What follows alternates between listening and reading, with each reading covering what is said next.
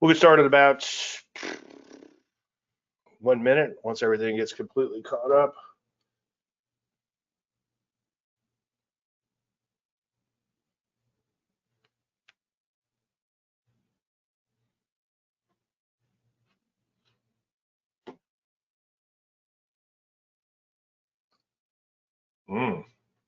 That's ugly. All right, thank you, Brian. Yeah, I'm waiting on a couple things to load here. Almost ready.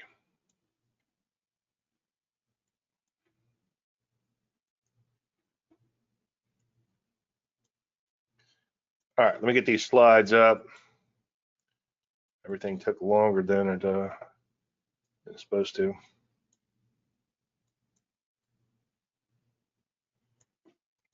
Hello, one today. It's Thursday, March 13, 2025. This is the week Ed charts. Obviously, I want to thank all you guys and girls for attending. I appreciate you taking time out of your busy schedules. All right, what we talking about? Current market conditions. Futures are down 65 as I speak. As I said earlier today, in the market admitted and have been saying lately, it feels like this market needs a little more washout. And I'll flesh that out in just 1 second. Your questions on trading, feel free to just punch them in whenever you want. And your favorite stock and crypto picks, just punch them in one at a time and hit enter. Lots to talk about with the methodology in action. We have a new mystery chart. I want to talk about options play, follow up, good, bad, and different. Quick TFM 10% update. We have a signal potentially looming there, and the buy B follow up, and of course a little bit on the Landry 100. I'm not going to spend a lot of time on a lot of these because things we've talked about them in the past. I want to hit upon what's most relevant given the nature of the market. And then finally, we're going to finish up the series on 25 trading resolutions for 2025 and beyond. There's a disclaimer screen. As you know, you can lose money trading, or as I often sum it up, all predictions are about the future. And a lot of stuff can happen between now and then. And that's from my buddy, Greg Morris. There's all my contact information. Feel free to shoot a screenshot. Oop, let me just put it back for a second. Feel free to shoot a screenshot of that. All right, let's talk about the mystery charts and the methodology in action. We have a new mystery chart this week. And there's the parameters down below, and I'll show you on the charts.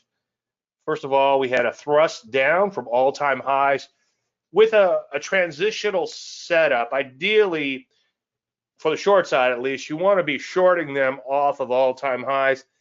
People get a little confused with the transitional setup because they're looking to sometimes trade it like you've got a sideways trend, or you're in the middle of the trend like this, or if that's a trend, a sideways choppy market or whatever, and you get a transition signal. Well, what are you transitioning from? It's kind of like the candle people. Everything's, this is a reversal pattern. Well, if you're going sideways, what are you reversing?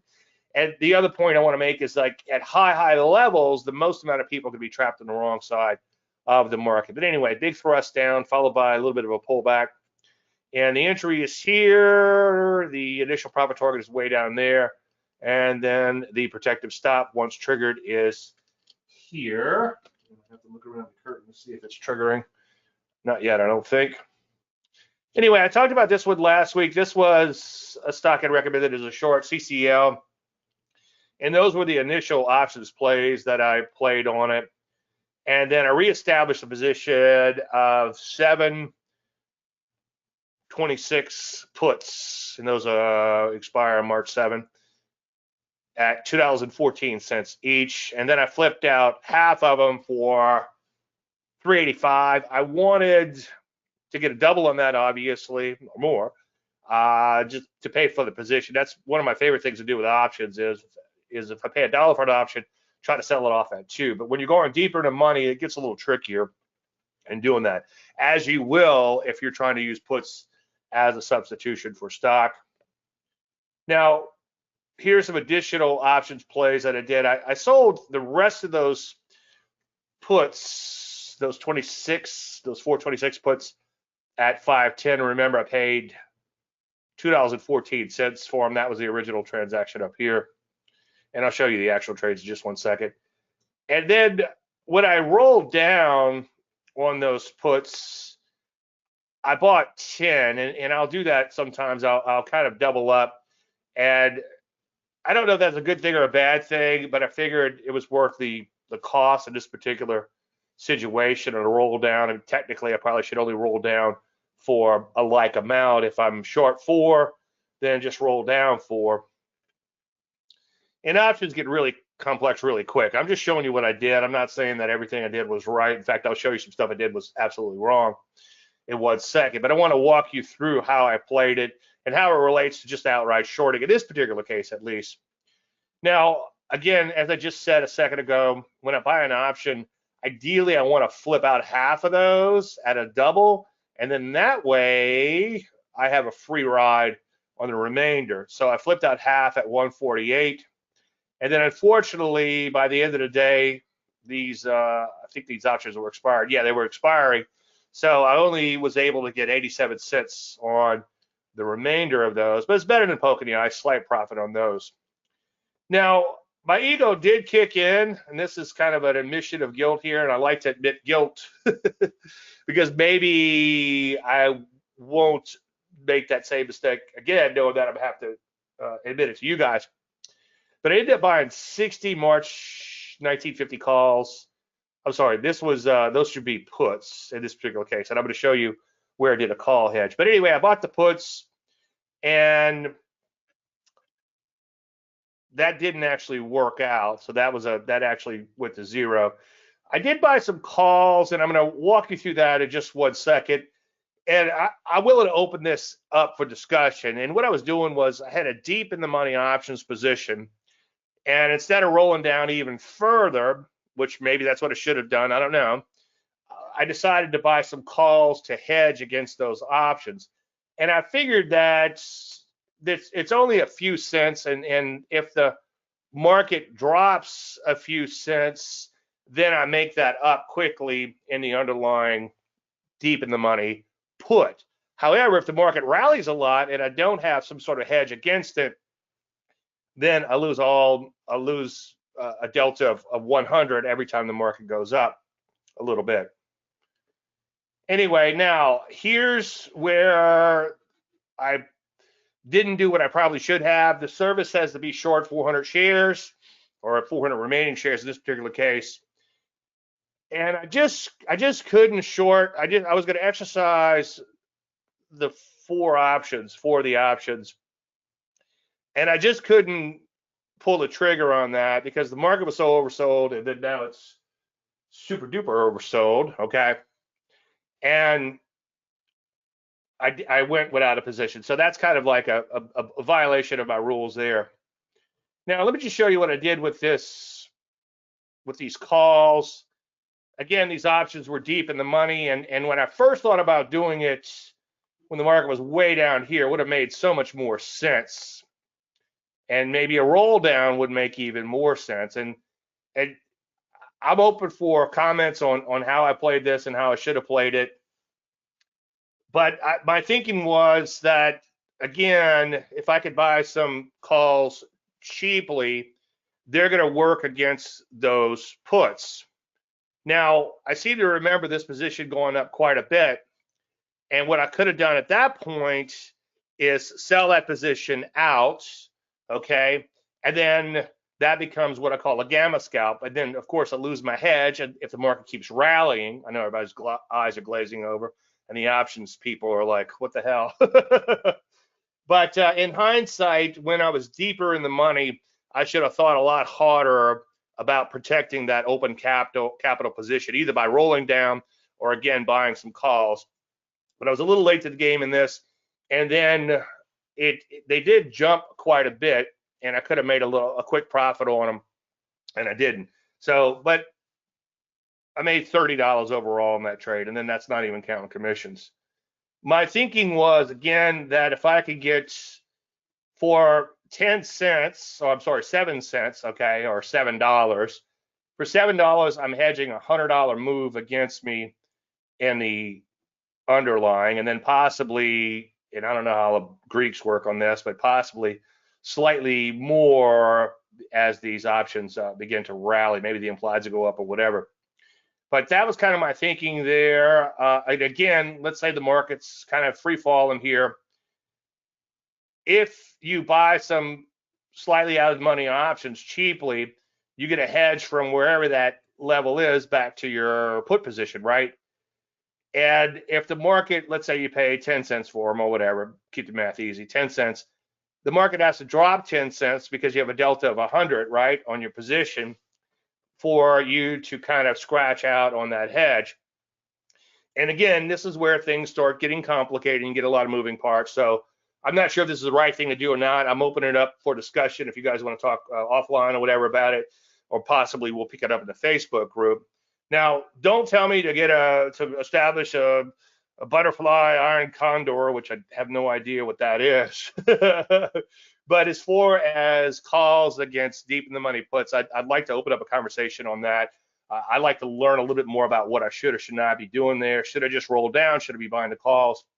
But this is what I did. Now, I do, again, seem to remember this position kind of shot up, and then I was left with a bit of a dilemma. Like, do I take these profits as an individual trade in and of itself? Do you buy the hedge and flip out some at a double? There's so many moving parts, and this is why it gets really complicated really quick. Anyway, there's all the trades that I made. We'll add all those up right now. Now, remember, initially, I think it was on a Thursday when I recommended this, I was able to get some fairly cheap options as opposed to going deep in the money to establish a position, okay, going into Friday. It was either Wednesday or Thursday when I bought them. And I figured it was worth a shot because for this particular trade, in the model account at least, we're risking $2,000 per 100K. And I figured, okay, I'm going to risk 2,000 on a trade, and that's a short, so you could actually, in theory, be risking a hell of a lot more than 2,000. But I went ahead and bought those options and go in and watch last week's to see what happened. So I paid $100, $101. I was able to sleep at night, not worry about my position. What's $100, right? I know it adds up after a while, but at least I'm positioned as I should be in the position because technically it did trigger. Now it's a little messy because it triggered and came back up a little bit. It's kind of a hair trigger, so to speak, or triggered by a hair, I should say. And that's why I said, okay, well, for $100, I can at least establish a position because I'm supposed to have a position in this. And then I forget what day that was. All the trades are listed. But anyway, I picked up options to establish my position at $2.14. Those were flipped out. Remember, 3 at 385 and 4 at 510. Now the S&G trade, and I don't know what the commissions on that were, so commissions aren't here, so it's gonna be a little bit worse than $310. In hindsight, maybe I should have not been so aggressive on those. I kind of felt like it was worth a shot. Maybe I could. This is my wife. I probably should take these.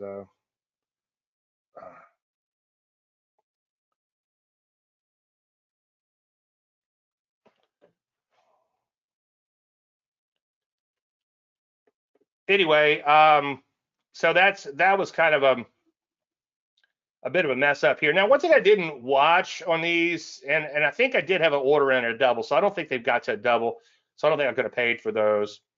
And then that's the roll down position here, 740. And then I got rid of 5 of those, half of those, and that paid for that position there. And then the remainder were flipped out at 87 cents, 435. So we add all that up at 1721, a little bit less probably with commissions, okay? So here's the underlying security, and I don't know where CCL is at the second. Yeah, it's a little further down, so these numbers are going to be a little bit bigger.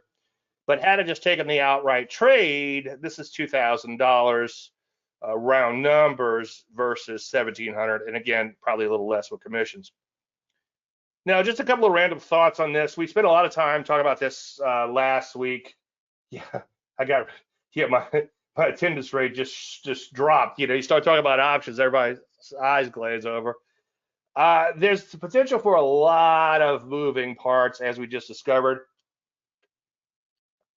Now, you can hedge, you can roll down, should you do both? Should you gamma scalp? Gamma scalping would be you buy those options. You've got a position here and a position here for down, position for up. This goes up a point, you sell them out, it goes back down, you reestablish them, and then sometimes you can do that several times. That would be my fantasy, to be able to gamma scalp on something like this. It's a lot harder than it looks, though. And maybe with options, you really need to make that a lot of a big part of what you do. If you could do a lot of option trades, like Larry McMillan could do all these crazy stuff because that's what he's focused his life on. He's also an engineer, or educated as an engineer. So all this math and gamma and delta and all these things make a lot of sense to him. I'm just trying to use puts as a substitution for stock. And the main thing I should be doing, if you go back and all the way back to, I think it was Dave Landry on Swing Trade, I talked about putting puts in. And by the way, you can get it at davelandry.com/free-book, and you should be able to get that for free, along with my other 2 books. I'll make it up in volume. Don't worry about that. But anyway, ideally, you just want to go with the deep in the money puts. But then, of course, when you have to roll down and everything else, it gets more and more complicated.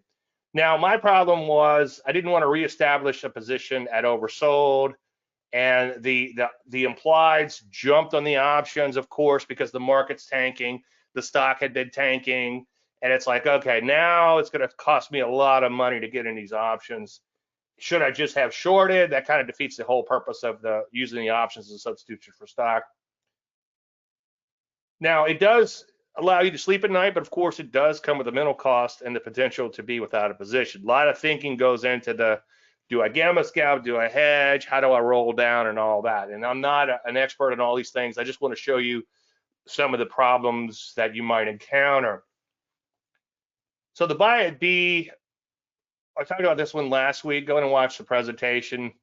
And I bought, this kind of just barely triggered above the day 1 high. For this particular case, the day 1 rule was in effect.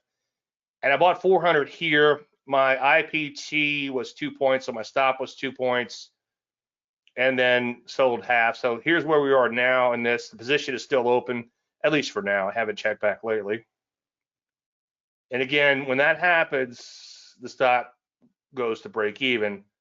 And just in case somebody here is new to the methodology or watching the presentation new to the methodology, we like to take that short-term profit. Hopefully it happens short-term. I know I just said hope. And then we get our stop to break even on the remainder of the position. And then if the market does turn into the mother of all trends, we gradually let that stop loosen and we ride that trend out as long as possible. So those are the first 2 trades on that. The next trade will be stopping out. All right, any questions about anything so far? I can't promise you that I can answer any option questions, but I'll give it a shot. I spent 14 years as a consultant, but I was just doing technical analysis to a hedge fund that just traded options. And they were doing there wasn't a lot to learn from what he was. It was a lot to learn, but it wasn't like a lot of the more complex things and all. Anyway, my job was just to predict the market up, down, and sideways. And after I said 100,000 times, it's kind of like looks like it's going up. Okay, well, how far is it going to go up? Like, I don't know. I'm just a trend follower. It's going up. Well, what do you think? I don't know. 3 points. How long is that going to take? I'm like, I don't know. It's so. As I often joke, if you could get price, direction, time, and volatility, if you can predict all 3 of those things, you could trade options. Anyway, the VIX only matters when it matters. And years and years ago, just to give you a little background on this, when I first worked with Larry Connors, he had some VIX systems, and I was going to do programming for him and whatever, and he explained in analysis, he was explaining to me that the VIX has a reversion to the mean characteristic, and he had some systems built around it. So I kind of piggybacked off of what he was doing. I took his explanation literally and said, okay, well, reversion to the mean. What's the mean? The mean is the moving average, okay? So I started messing around with 10-day moving average, and I developed some VIX systems. And they're pretty good systems, if I say so myself, but I'm also going to say I would not trade them because they absolutely print money for a while. That's the good thing, right? But every now and then you just get really creamed with a pure short-term system. You have to have some open-ended, longer-term type of characteristic, and that's why we're hanging on longer term, hopefully hanging on longer term to these positions to ride out those longer term trends. So it's like I went back in and looked at this VIX stuff a while back, and you can go and look at the presentations on YouTube, youtube.com/Dave Landry, going way back.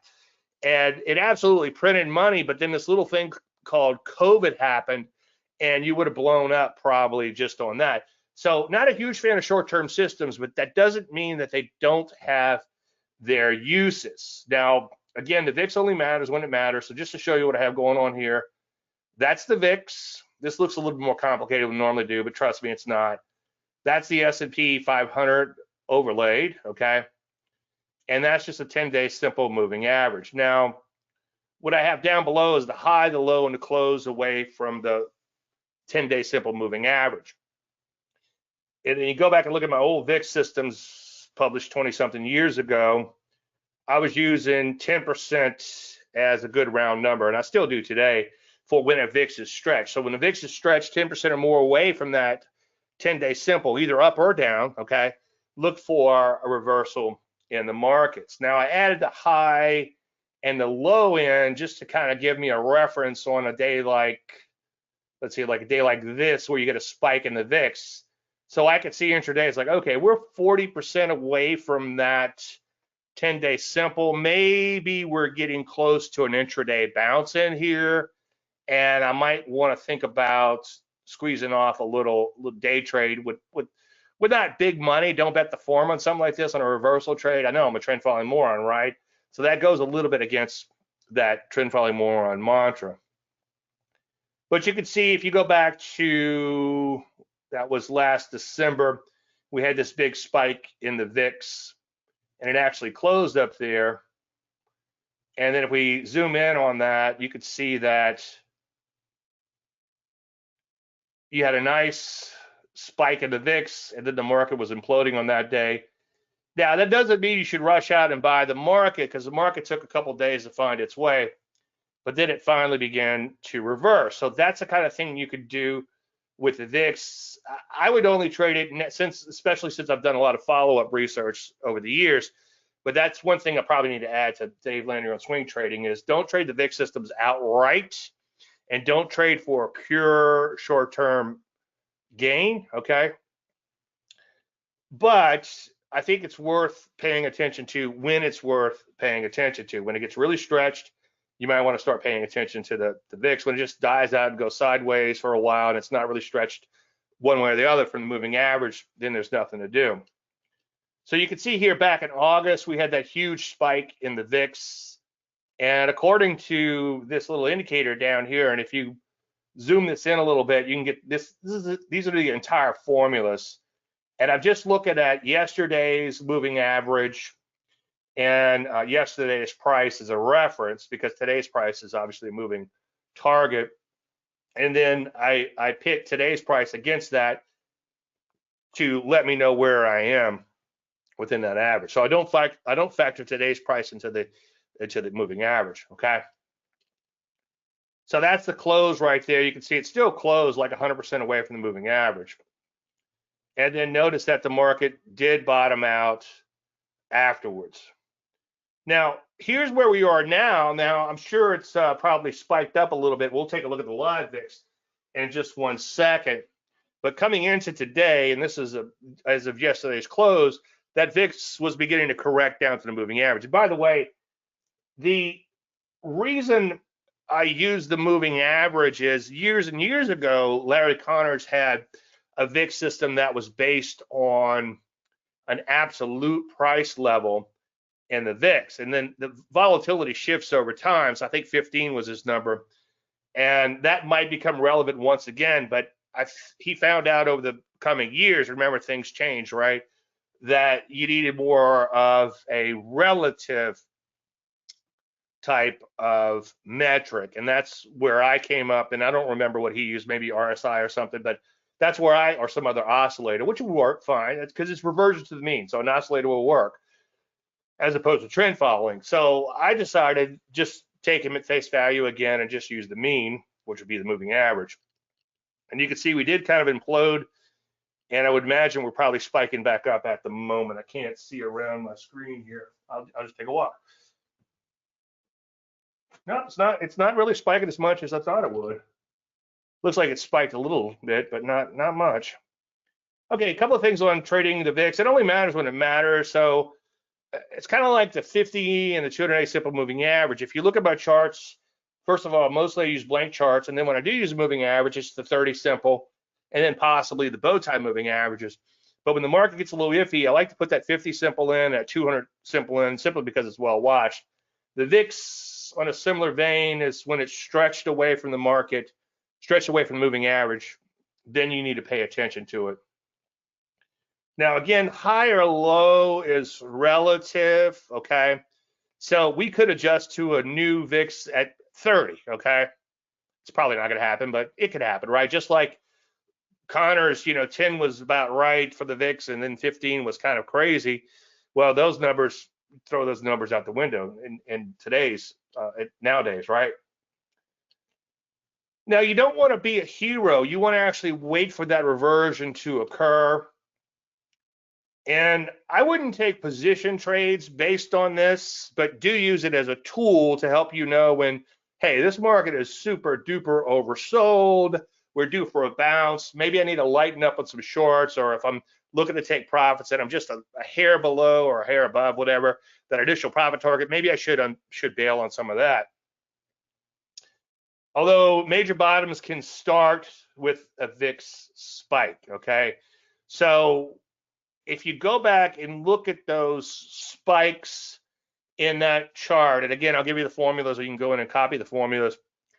If you look at those spikes, especially when you're measuring the distance away from the moving average, you can go and look at those spikes, you're going to see that that's right around the time the market's bottomed out after a really big spill. Now, do use it as a gauge for overbought, oversold. So just rewind a little bit.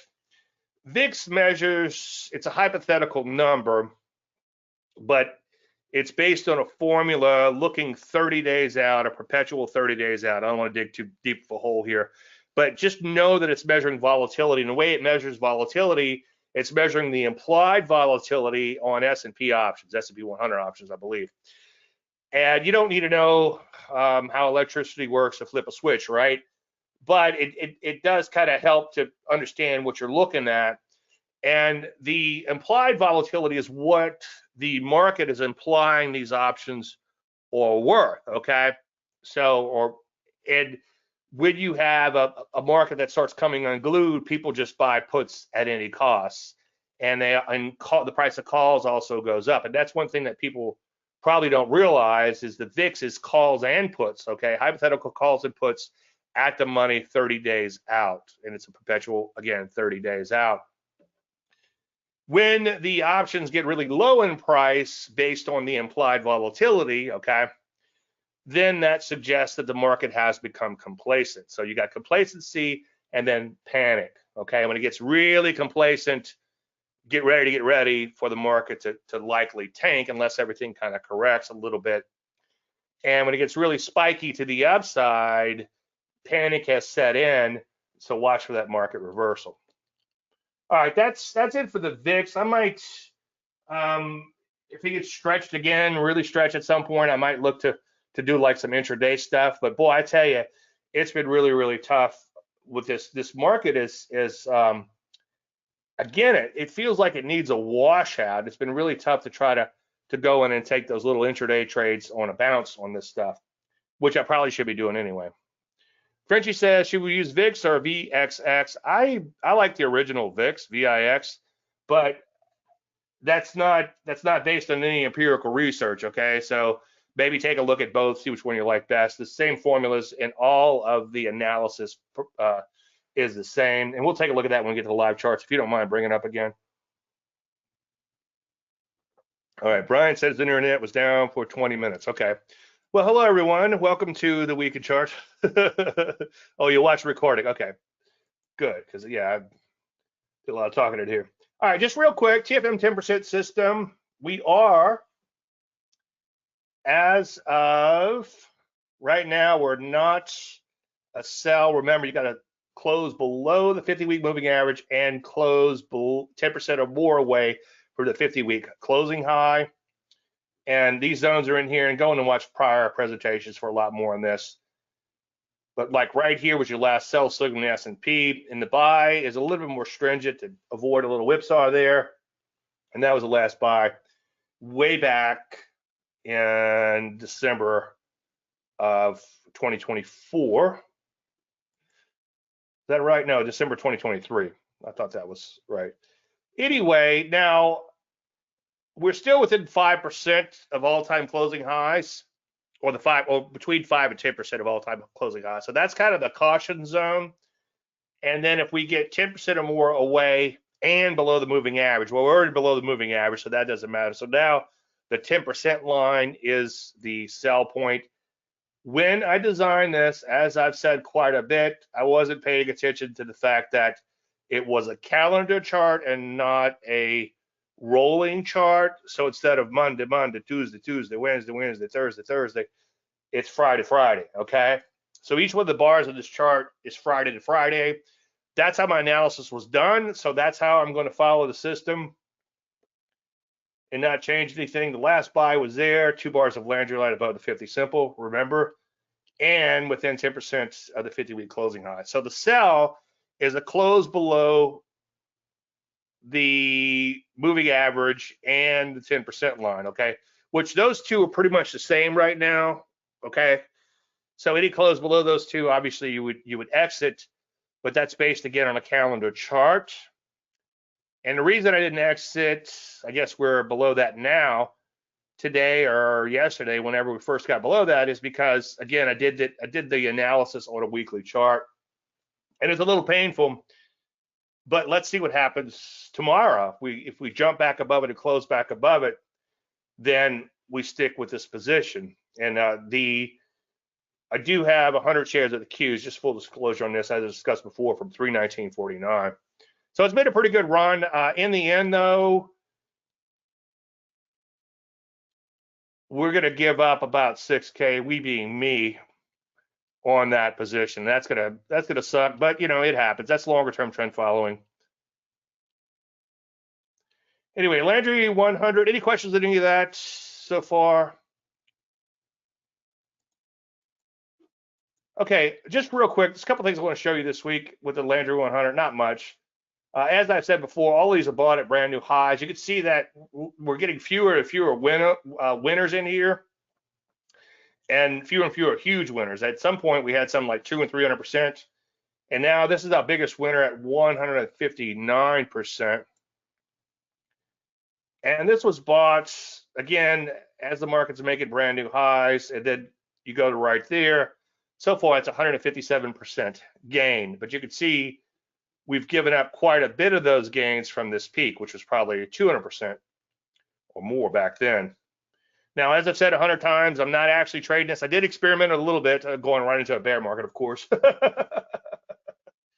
Whenever your ego gets kind of big, you know, you get slapped right back down in the markets.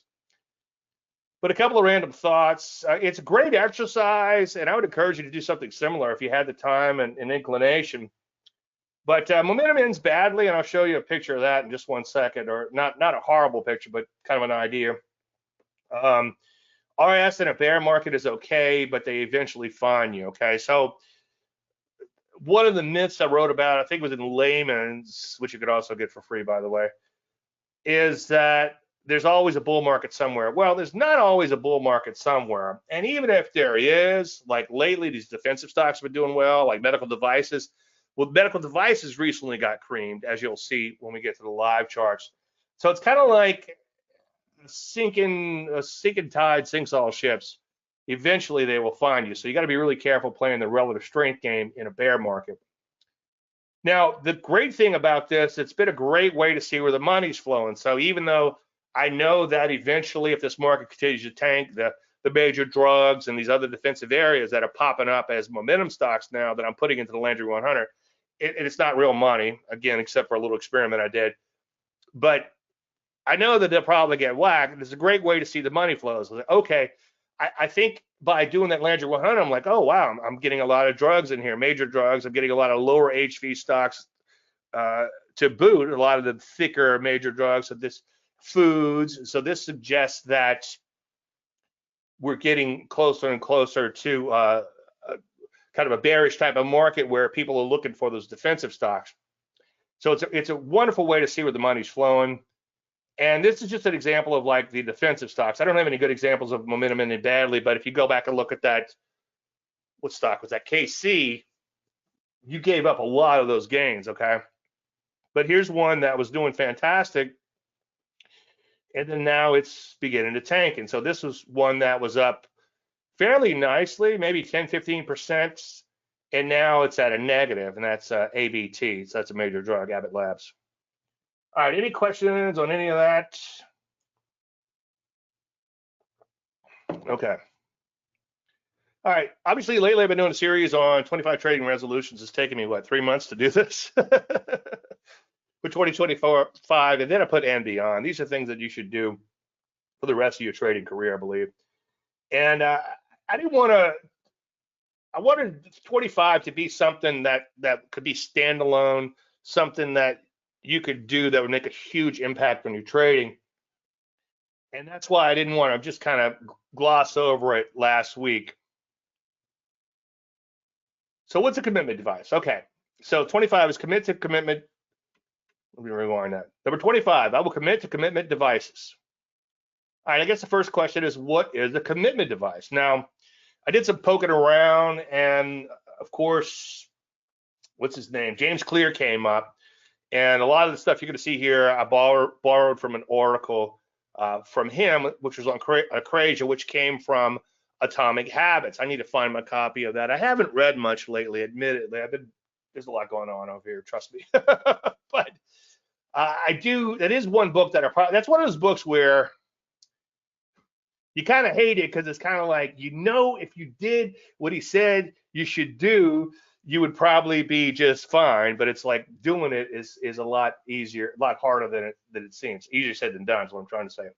But anyway, a commitment device is a choice you make in the present that controls your actions in the future. Amen. And this is a footnote. I think I took this from Mr. Clear. Yeah. Okay. So this, if you want to go, it's jamesclear.com/Acrasia, which dovetails in nicely with all these commitment devices and such. Now, an extreme example of that, as Mr. Clear pointed out, and I've read this before in other places too, it's a well-known fact, that Victor Hugo was writing Hunchback of Notre Dame, and he was 1 year into the process, and he was partying, he was hanging out with his friends, and he kept procrastinating, and he wasn't getting much done on his writing, but he was enjoying hanging out with his friends and kind of partying along. And his publisher finally said, enough, I'll give you 6 more months, but that's it, and we're done. And so he realized that he was going to have to get pretty serious if he was going to get this work done. So I've heard, I think Mr. Clear says a satchel or something, or not a satchel, but a sash. Other places I've heard it's like he just wanted a sack and that was it. But he told his assistant to lock up all his clothes and just give him a sack to wear until it was done. And that would stop him from leaving the house because he didn't have any clothes, and it forced him to get this book done, and he actually got it done 2 weeks within the deadline. And that's an extreme example. I don't throw a sack on until your trading gets better, but that kind of gives you an extreme example of what a commitment device could be. Now, don't worry, they don't have to be that big. In fact, smaller is better. As I've told 1,000 times, and even in the series I already said this, if you want to make a big change in your life, make a small change. And as I've said before, we have these friends, we absolutely love them. They're a lot of fun. They're a blast to hang around, unless they're dieting, which they go on a binge diet about 3 times a year. And he could use a few pounds. She looks fine to me, as I've said before. As you get a little older, your gauge on what's what's heavy is changes, but I think she looks absolutely fine. But they go on these extreme diets, and they end up, for the most part, worse off than when they started. And that all goes back to neurology. Okay, you can't just rip it off like a band-aid and do these things in your brain, because your brain is going to resist them. If you go on a hard diet, you might do good for a week, but you're liable to just come off the rails really, really quickly. So if you want to make a big change in your life, you want to make a small change. Well, that certainly applies to trading. And as I've said quite a few times, and I know I've beat the dead horse on this, so let me just get through it quickly. A friend of mine who's a trader was getting a little pudgy, and he wanted to work out, but I guess he knew himself, so he wanted a commitment device. So he found a kid that was into working out or bodybuilding or whatever, and he said, look, I'll pay you gym membership, and this is what I want in return. I want you to pick me up every morning at 7 a.m. I'm going to sit on the front porch swing, and you pick me up and take me to the gym every day. If I'm not sitting on that front porch at 7 a.m., if you roll by at 7:01 and I'm not on that swing, I'll give you $20 for every day I'm not there. And the kid jumped at it, and I haven't talked to him in a while, but I know that it was certainly working a few years ago when this all went down. My commitment device there years ago, which got me back into working out, and I'm very grateful for this. I have a friend of mine who's a neighbor right around the block, and another friend, and he has a bonus room, and he made it into a weight room. And I started working out with those guys. They were talking at a cocktail party about working out or whatever, and they invited me over, and that was great. And as I said before, women are like, why can't you just treat me like one of the guys? Like, no, you don't, Danny. You don't want that, because guys are brutal. And if you skip a workout the next day, you're going to get a pretty bad ribbon. So maybe find some group if you want to do that and work out with a group. I'm now in the gym. COVID kind of threw a wrench into everything. And then one guy hurt his shoulder doing something, whatever, something else, not related to how working out. And it kind of fell apart. But that did kind of give me that base and the foundation and got me used to working out every day. But I do have to do some commitment devices to make that happen. So every night before I go to bed or after I get out of the shower or whatever, I get my gym clothes together, and that's what I put on as soon as I wake up. So no matter what, it's like, you're like, okay, I'm gonna go to the gym. Where's my socks? Where's my shoes? Where's my, shorts or pants or whatever? Where's this? Where's that? You're just looking for all this stuff. Whereas now I keep the gym bag in my car, and then I lay out the clothes the night before. And I'm not telling you this because I'm disciplined. I'm telling you this because I'm not. It's kind of like, what was the line in, it was in Game of Thrones, but I'm sure it's elsewhere. It's like, how could you be brave if you're afraid? It's like, well, you can only be brave if you're afraid, okay? So how can you be disciplined if you're not disciplined? Well, you can only be disciplined if you're not disciplined, if that makes any sense. But you have to do little things that make it easy. And I think Mr. Clear says you make bad habits a little harder and you make good habits easier. So it's like, okay, you got to remove those barriers you might have. So like if I wouldn't lay out my clothes the night before, I'd be looking for clothes the next day. It's like, I don't really feel like going. It gives you that mental pause to possibly reconsider. So little things can really make a big deal. Now, let's say you still can't exercise. Robert Morrow gave a great example doing a speech a few years back. I was speaking in Vegas, and he was speaking the day before, and he was talking a lot about psychology and all. And he's got he has two books. One is called Mastering Fear, and the other was called The Kaizen Way. They're both good. The Kaizen Way is a little bit better. I'd recommend you read that. And the Kaizen Way is little small changes, little small things, just like we're talking about right now. So make sure you read that. But he talked about this large woman that was saying, hey, I can't lose any weight. I've tried everything. What should I do? And he's like, well, what do you like to do? She goes, well, I watch a lot of TV. And he's like, okay, all right, that's fine. That's fine. What I want you to do is every commercial, I want you to stand up. Just stand up, okay? Stand up for one commercial tonight or whenever you watch TV. And then I want you to stand up for all commercials. And then she started marching doing the commercials.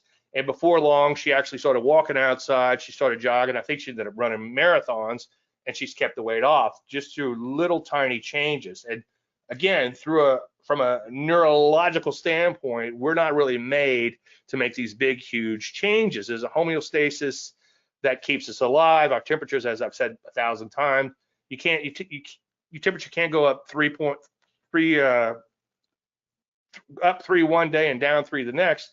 You'd end up dying. So anyway, you want to make it really, really small.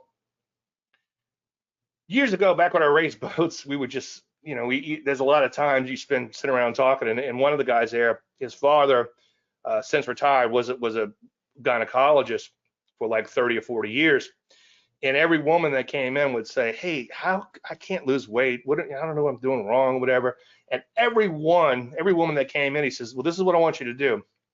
I want you to get a notebook, and I want you to write down everything you eat for the next 14 days, and then come see me in a couple of weeks, and we'll take a look at that." Okay. And he said that in 30 or 40 years, whatever, he was a gynecologist, not one woman ever came back with it. So if you want to create a commitment device, make something really, really small. Now, bringing this back to trading, just think about little things you could do with trading. As I said a few episodes ago, wind the clock, okay? And that states back to Greg Morris, where you got to you're in a fighter jet or whatever, and the shit starts to hit the fan. Instead of panicking, he would reach over and wind the clock just to slow his brain down a little bit. And the neurology, I always forget to grab my brain before I come in here. No jokes, please. But your little lizard brain, your little amygdala brain, like way down here, is making decisions for you. And it's great if you're getting ready to step in front of a cab coming at you, but it's not so great if you're in a fighter pilot or an airline pilot, or airline or whatever, and you have to make some sort of decisions where you want to use a whole brain type of approach. Anyway, so little things like wind the clock, take a few seconds. As I said before, I make a lot of unnecessary trades when I walk in my office. I come in here, and that goes back to the hangry judge effect that I've talked about so much. Google that. And I think it's Dan Ariely has done a lot of research on that. Dan Ariely, read anything you could find by him. Really good author. Malcolm Gladwell would be another good one. Thinking Fast and Slow by Kahneman and Tversky. That's another good one. But all these books really talk a lot about these things and our psychology. Like the hangry judge thing, the Israeli judges gave far more harsher sentences right before lunch than they did after lunch. So if you're going to be sentenced, you want to be sentenced after lunch. Hopefully you never need to use that. Anyway, so commitment devices, okay? So like I said earlier, walk in the office, I write walk, W-I-T-O, in my trading journal. And then if I do something stupid, then I have become the definition of insanity. At least I've documented that, okay? So that's another thing. Just documenting everything you're doing can help, right? So wind the clock, wait 30 seconds at least before making any trades when you walk in your office. Little things like, I think last week or week before, we talked about the process sheet of making sure that you're of sound body and mind, and then you did your analysis, and then you did your plan, and you followed your plan, and so on and so forth. Now, if you're really brave, have someone hold you accountable. One of my anecdotes there is I told someone, you really know what you're doing, but the wheels come off the bus every so often. What if you presented all this to your wife and showed your wife my trading plan that you're supposed to follow? Not that I'm the grand poobah and always follow it, but that's the plan he was following or supposed to be following. But he says, oh no, that would end the marriage. So you'd have to be really brave for that. All right, let's hop into crypto. Brian says, I'm ecstatic to hear you ridicule there's always a bull market somewhere. I figured out a long time ago that was total bullshit. Amen, Brian. Yeah, all these little sayings are fantastic, but they're not grounded necessarily in reality. Let me get this is let's get this. Let me shift gears here. Any questions while I'm shifting gears over to the crypto?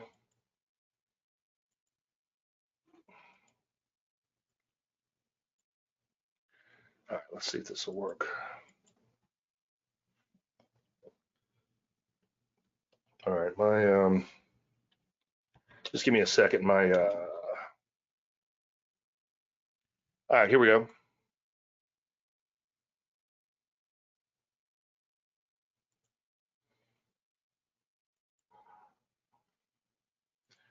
Okay. I doubt there'll be much to do in crypto now, given the nature of the market. Here's Bitcoin. Bitcoin looks abysmal. As I've said 1,000 times, my hope with Bitcoin would be that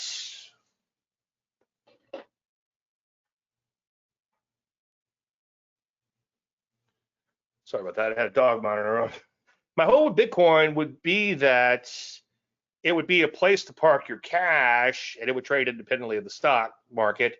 Unfortunately, there's a high correlation there. You could actually do a correlation chart to help show that relationship, but it seems like that they're highly correlated with stocks, at least for now. But what's Bitcoin doing? It's going down. What's stocks doing? It's going down. Okay, so that's ugly. Ethereum is even uglier. And as I preach, if you don't walk away with anything from all these webinars, just walk away with this. Never buy a market, for the most part, as a general statement, as long as it's trading below the 30 EMA. And look at Ethereum has imploded, and most of that ride, in fact, all of that ride, it's been below the 30 EMA. Now, if we sort by percent change, I doubt seriously there'll be anything that's worth going after. But now the good news is crypto has a bull bear market phase of about 6 weeks. So maybe in 6 weeks from now, we'll be looking at a bull market again in crypto. But you can see nearly all these markets, even these stronger pairs, are well below their 30 EMA. So I would avoid crypto for now. Now, one thing I need to do, I'm just thinking out loud, is I do need to continue to do my crypto analysis, even though the market is crappy like this. And it only took, I mean, that's pretty much all I would have to do. Just do that a couple of times a day to make sure it's nothing's waking up. All right, any crypto pairs? All right, let's shift gears and get into stocks. And let's see, how's my YouTube brethren doing? You guys have any questions over there? We'll keep going. By the way, it looks like Thursdays at 10 Central, 11 Eastern. We're going to start doing that. I might move it out a little bit. The only problem, like I said last week, is the Parkinson's effect. When the more, work will expand to fit whatever time's allowed. So, all right. So let's take a look at, see, the CCL is kind of dropping in here. VXX, we talked about VXX. Okay, that's VXX. Yeah, they look kind of they look kind of the same. I wouldn't, maybe do a little research to see what the difference is and go one over the other. I just like the original one, but I am kind of old school like that, and I will kind of stick with things like that. All right, S&P 500. Like I said, it just doesn't feel like we washed out enough in here. But I don't know, down another 1.25, 70 points. Look how ugly that is. Well below that 200 simple moving average. So we'll probably get a sell signal, and I'll go ahead and see if I can set it up over here. I don't know why this isn't working. I can't do it easily. We'll probably get a sell signal soon in this, unless we see a nice bounce tomorrow. And certainly the Qs are well below that level, that 10% level. Let me just punch those up. I doubt you have, well, you might have some shorts. If you have any individual stocks you want me to take a look at, go ahead and punch them in now. Here's the Qs. You can see down 1.75% today. That's ugly. Look at that. So that's pretty ugly. And then the persistency in this slide has been really, really ugly, and we haven't had any meaningful corrections in this. Let's take a look at that VIX research. Let's see if this will do it.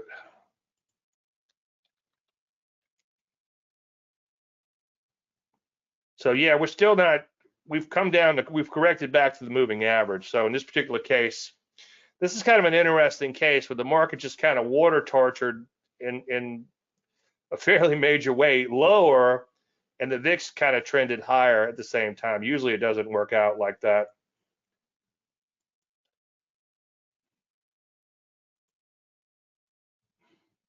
All right. Again, NASDAQ looking ugly in here. Rusty, just the ugliest of them all. We're all the way down to these levels that we haven't seen in quite some time.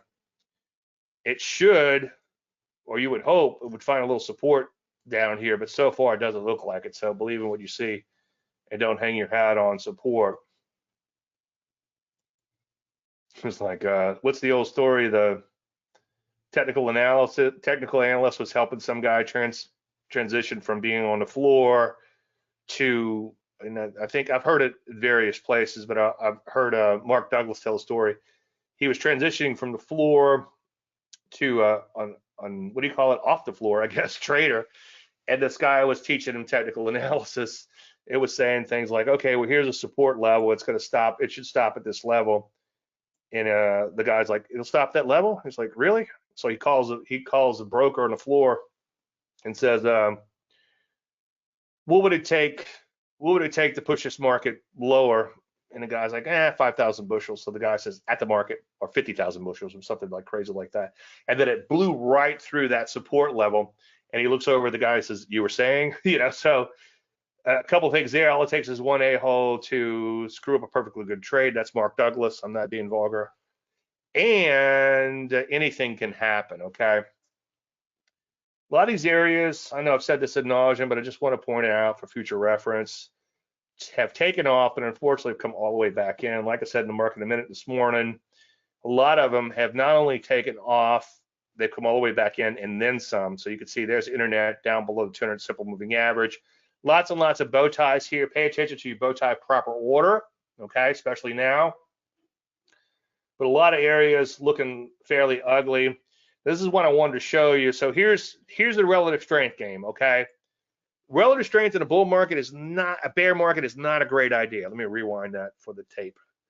Relative strength in a bear market, as a general statement, is not a good idea, okay? Maybe in a commodity related area like gold, which we'll take a look at. But in general, it's kind of like, okay, well, market's iffy, but this area is pretty strong. Well, sometimes the bigger they are, the harder they fall, and they get caught up to. Like major drugs, let's see what they're doing. Well, they're okay. They're not coming unglued today, but you can see they have come all the way back in after trying to bottom out. There's a little glimmer of hope here and there. I'm glad to see gold catch a bid, because you hate to see the baby thrown out with bathwater when the market begins to tank like this. So I will make an exception. We might go after some gold stocks, okay? So that's gold, the commodity, the gold stocks are waking up today. So that's looking kind of interesting in here. I think we have a few golds in the Landry 100.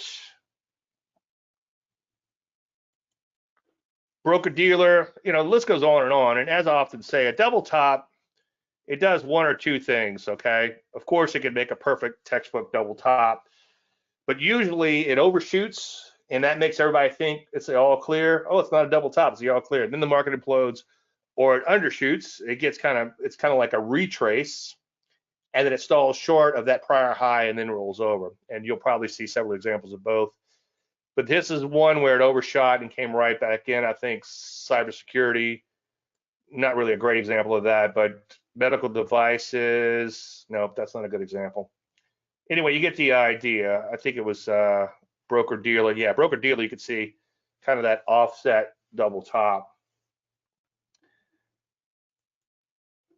Software looking pretty ugly, breaking down in earnest below that 200 simple moving average. Again, pay attention to your bow ties. That could be your best friend. That in the 30 EMA, of course. Transports have been looking ugly, beginning to break down in earnest, led lower by jets. So jets look abysmal. As I've jokingly said before, one day I'm going to create a trading system for airlines, and basically you just short them when they go up. And that seems to work fairly well. Although I guess you might have gotten creamed back here when they looked high. But they just don't seem to trend longer term. They seem to be abysmal. See, look, when they're high, short them. When they're high, short them. I'm kind of half kidding on that, but there is something there. Banks looking abysmal. I mean, there's no need to go through all these, but I will. Or I'll go through some of them. You can see pulling back a little as of late, down a little today, but that's looking ugly. It doesn't take a rocket surgeon to see all these things. You can see mags break it down a little bit in here. Somebody's going to correct me. I'm like, that was a joke. Cloud computing, again, another one. There's your perfect double top. Rarely do they set up like this. You know, somebody's going to put this in a textbook and say, look at this perfect double top. You just wait till it gets right here and then you short. No, it doesn't always work that way. But what you do is you wait till you have a bow tie or a first thrust or something after coming off of those all-time highs. Semiconductors have broken down below this trading range. So this is overhead supply. We tried to get through it, came right back in. So semi's not looking so pretty. Just one or two more in here. Financials, none of those kind of double top areas, overshot a little bit before it came back in. All right, I think that's enough. Is gold going above 3,000? I don't know where spot is right now. Where does it? I don't look at the spot chart. How does GLD relate to spot? I don't know. Okay, but you know, this is back to the when I work with the hedge fund. It's kind of like, what's the market doing? Well, it's going up. Okay, so what's gold doing? Gold's going up. Okay, well, how high is it going to go? Will it go 3,000? I don't know. It might. Well, how long does it take to get there? You know, and that's where it gets complicated. But yeah, if it's below 3,000, I don't know where spot is. Anybody know where spot is, real quick? I can't really do that on the fly. But yeah, it could. You know, it's not like you have a structure to work around. I think we're at brand new highs, right? In gold. What's silver doing? SLV. So silver's starting to wake up a little bit. Silver's usually a little bit more volatile than gold. All right, I think that's Orgo. Okay, ORGO, Organogenesis. Okay, so here's one of the few stocks that's headed higher, at least for now. My only problem here is the trend is pretty much just breakout bar. Okay, so you've got one. Okay, Chris says gold's 29.90. Yeah, I think it's going to 3,000. If it's at 29.90, thank you, Chris. CJ. All right, 29.90. 10. That's 10 points. That's eyelash, right? Now getting back to ORGO as a possible long, I'm guessing. My problem here is you just have one big up day here, okay? And that's the entire trend. So a lot of times you have those one and done type of moments in a market. And I call that, it's kind of similar to like the bottle rocket. It's like if it goes straight up, usually it'll come right back in significantly and you have no structure to work around, as opposed to something building over time. I'm trying to think of a trend following type of setup. KNF maybe. I'm trying to think of I can't think of any good longs we've had lately because it's been a while. KNF maybe. Not recently. But yeah, back here you can see it worked its way higher day after day after day after day, had a fairly orderly pullback, okay? And then it tends to trade cleanly as opposed to like a one and done type of movement. That's crazy. I can't think of any longs that we've had. SK. Okay, any more? I'm happy to look at them. I've got a few minutes left. All right, well, as usual, I want to thank everybody for attending. I appreciate you taking time out of your busy schedule. Looks like our numbers are coming up, so let's shoot for Thursday mornings. Might adjust the time a little bit, but as a general statement, somewhere around noon Eastern, 11 o'clock Central, we'll continue to do these. For now, 11 o'clock, but I might push that back one more hour in the future. Anyway, I think that's it. Everybody have a great weekend. Everybody else, everybody here that's not in Facebook, that is. Everybody in Facebook, I'll see you in a few minutes. And may the trend